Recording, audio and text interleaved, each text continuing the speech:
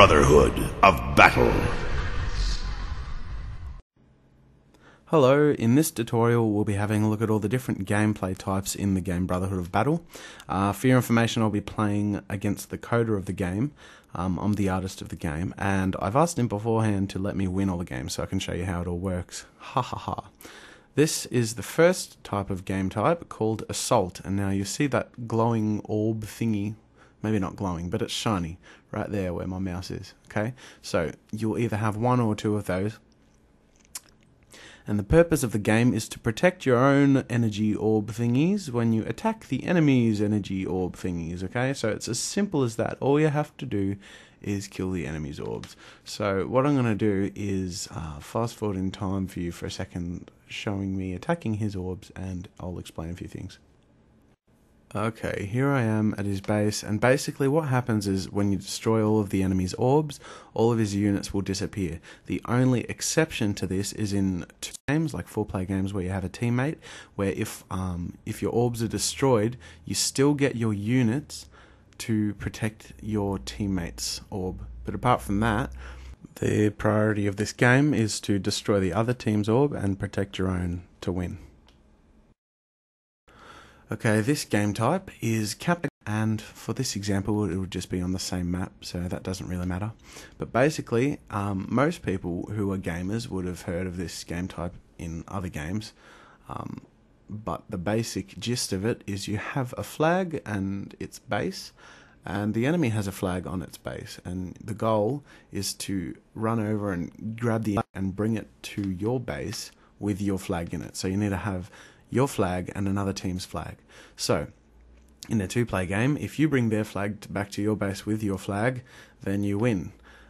In games with a higher amount of players, so 3 or 4-player games, then if you capture an enemy's flag and bring it to your own, you win regardless of, whose flag you don't capture. So basically, the aim of a higher amount of players in a game of Capture the Flag is to protect your own flag and be the first to capture someone else's flag. It's not elimination, it's not if your flag's out then you're out and the rest are fending off each other.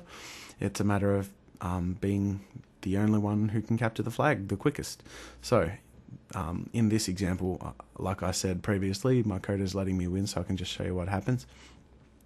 Now there's a button here, you'll see right near his portrait, that appears when you're holding the flag, and that's the drop option. Okay, so if your unit's about to die or something like that, and you know that the enemy will grab the flag straight away, you can drop it voluntarily and then grab it with another one of your healthier units, or for whatever reason you want to drop the flag.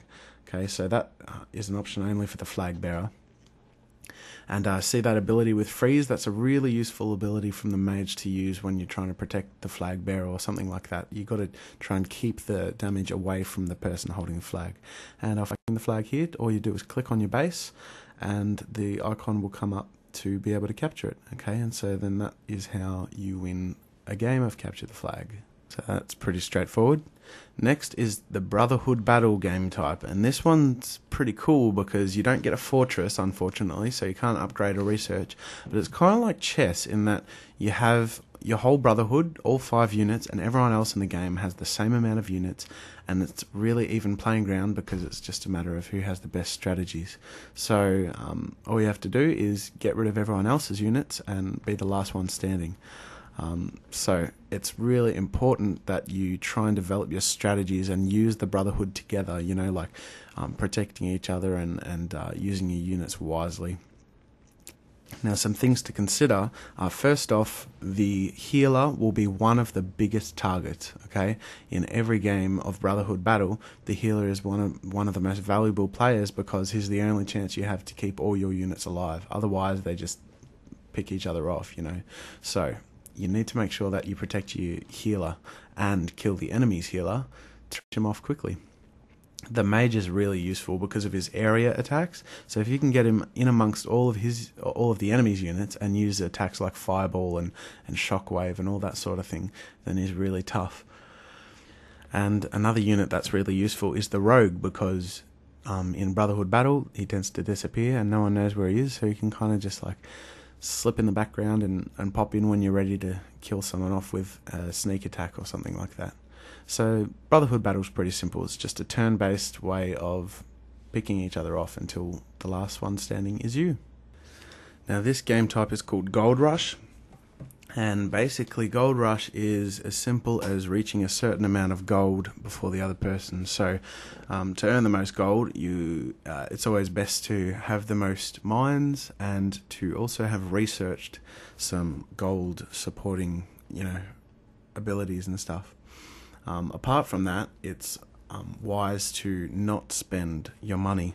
So if you have enough money to buy a unit, try and hold back from doing that, because you'll see on the right of the game, kind of near the middle-ish of the screen where those two flags are, there's your amount of gold, then / out of 2,000 or whatever it is your goal is. So it also shows the enemy's amount of gold, and so you need to reach that 2,000 gold before the enemy does.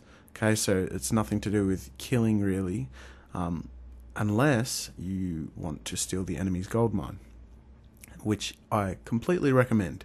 So in trying to be the first person to reach the set amount of gold, it's really good to try and steal the enemy's gold resources. And it tends to happen in Gold Rush games that are more gold mines than in normal games. So you'll notice in this map, which we've shown before, where there was previously an assault orb or capture the flag, we have an extra gold mine.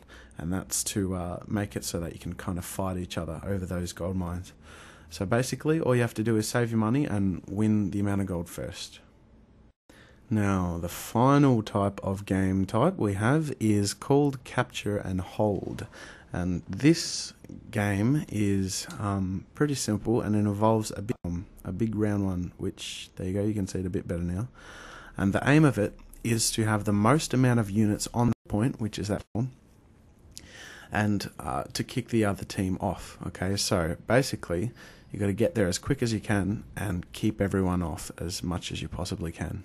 Okay, so it's glowing neutral now, that kind of light blue-ish glow, but as soon as the enemy gets on there, it glows pretty dark blue because that's his colour.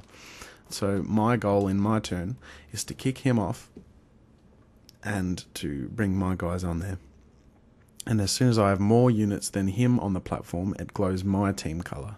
Okay, so on the right, where there are those two team flags and the turn indicator, that little yellow dot, there's also a bunch of numbers, and it starts off 0/10, so that means you have 0 out of 10 turns that you've held it.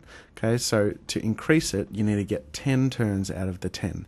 You need to have held the capture and hold point for a whole 10 turns where you have the most units. Okay, so it only counts when at the start of your turn you have the most units on the capture and hold point, and you have to kick the other units off. So remember to use abilities like the Mage's Shockwave, where you can kind of blast everyone away, which can be useful in blowing enemies off of the platform.